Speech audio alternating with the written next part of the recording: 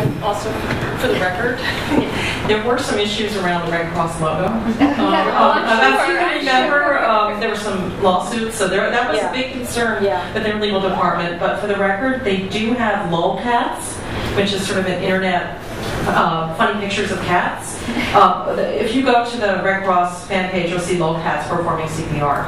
And the reason behind that is that when it's part of their social content strategy, actually, that they have their serious side, they have a social media disaster newsroom where they're aggregating vetted content from their stakeholders. You know, there are people on the ground in the Gulf or where floods, you know, are putting videos on YouTube. So, you know, they're looking at that, they're aggregating that. But when a disaster is not happening, you know, social media can be fun, and they have fun with it, and that helps them engage more with their fans. Yeah, I was probably the most surprised person in the world to see the Red Cross do this, and they've done a good job of it, as you all say. I think one of the scariest concepts that you mention in the book is this idea of free agents. Yeah, that's scary. We love free agents. And as an employee of an old, venerable, and ossified institution myself, I understand why people are afraid of free agents. How do organizations deal with the risk? First of all, please define how, your definition of free agents, and how then do organizations like the Red Cross that have a history, have a reputation, mitigate the risk that a free agent might pose? Well, it's funny that you said scary, because we love free agents, and in fact began to write the book as an homage to them. So free agents are individuals who are very facile with social media. They get the whole toolkit, they use it very well.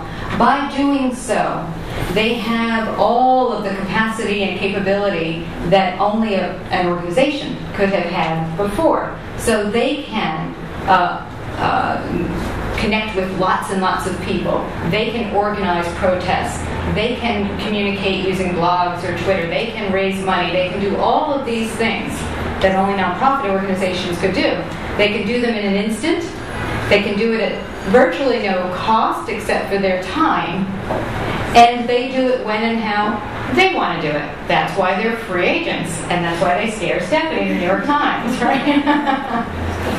So I'll let Beth describe some of the great examples we've seen of free agents. But what we noticed last year was that these individuals were crashing into the walls of more traditional organizations, the fortress. They were battering, barbarians at the gates of fortresses. The Times has it with bloggers who are flamethrowers. We think that free agents are an essential part of the ecosystem of social change, because they are incredibly passionate, they're idealistic, they are devoted to their causes, they are generally, not always, generally younger people, and they're not going away. And it behooves all organizations to figure out how to open themselves up, build relationships with these free agents, invite them in, take advantage of the networks that they have to help get messages and ideas out there, and to consider them really essential parts of the social change network that's out there. But I'll let Beth give us some great examples of how they're working. And one that works with the Red Cross, or is about to work with the Red Cross.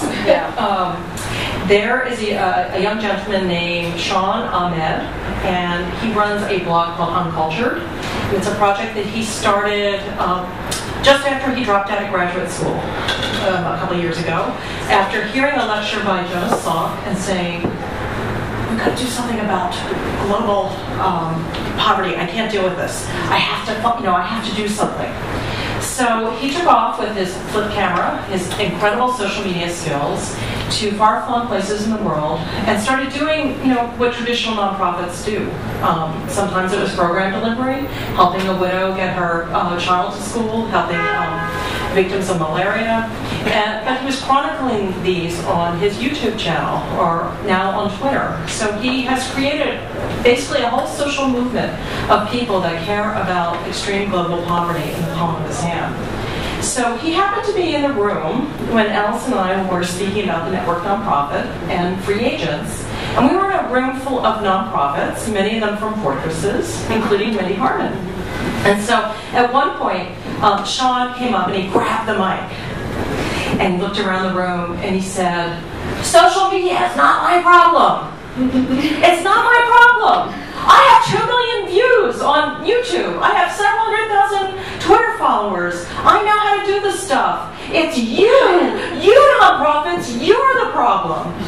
And then he turned around and he looked straight at Wendy Harmon and he pointed his finger, the good one, and he said, "The Red Cross, when the Haiti earthquake struck, I wanted to activate my network to help. But you just dismissed me as some guy on YouTube." Well, many times the story just ends there, but the Red Cross followed up. He wrote a whole revolutionary blog post about the Red Cross being a fortress, and sort of vented all his frustrations against all fortresses. And Wendy, in the comments, engaged in a conversation with him. They had several phone calls. She even invited him to a meeting at the Red Cross to begin to explore how they could work together. And so now he's going to be working with the Red Cross. And he learned a lot from that on how to approach fortresses. And he's also now working with Save the Children. Yeah, I've got a lot of those people. I know those people. I'm going to ask one more question and then I'm going to open up because you all probably have plenty of your own questions. But it seems to me like, okay, we go out, we build these network nonprofits, we have 2 million, whatever you want to call them. I hate calling them fans. I know, it's creepy. It's creepy. Network members. Network members. You've got so you've got a lot of people out there, but I think most nonprofits are hoping this is going to translate into dollars. Okay? And so far, we haven't really seen great evidence that it's translating into major dollars. I mean, the 2 examples you cited in your book, I think, was Haagan-Dazs gave away $500 as a result. What was $1 for every Retweet. I did it. Oh, okay. Well, you could be right. Anyway, it wasn't a huge amount of money for Pillsbury. And I think Tyson Food gave away 150-ish pounds of food when Capital Food Bank in D.C. gives away $23 million a year. So it's a drop in the bucket. What happens to turn the vast network of people into maybe a somewhat smaller but still vast network of funders? Or is the expectation unreasonable? Well, part of this is, building off of an expectation, Stephanie, from a lot of people that Facebook Causes was going to be the golden spigot, right? Nonprofits were going to turn it on, the money was going to flow in like the Obama campaign, and we'd all just sit back. And life simply doesn't work that way. Now, there have been an explosion of philanthropic contests online this year. Pepsi is giving away, about $20 million through their Pepsi Refresh contest. That's all online. Case Foundation is giving away, about $2 million over the course of their 2 giving challenges. I don't know that you'll ever have an individual donor go on to Facebook Causes and give $1 million that way. But what you can do is what we're doing is reimagining the old direct mail paradigm, right? So for those fortress organizations born of last century, still living off of those direct mail donor bases, they all know, they might be afraid to look, but they know when they look that those donor bases are aging over 70 years old.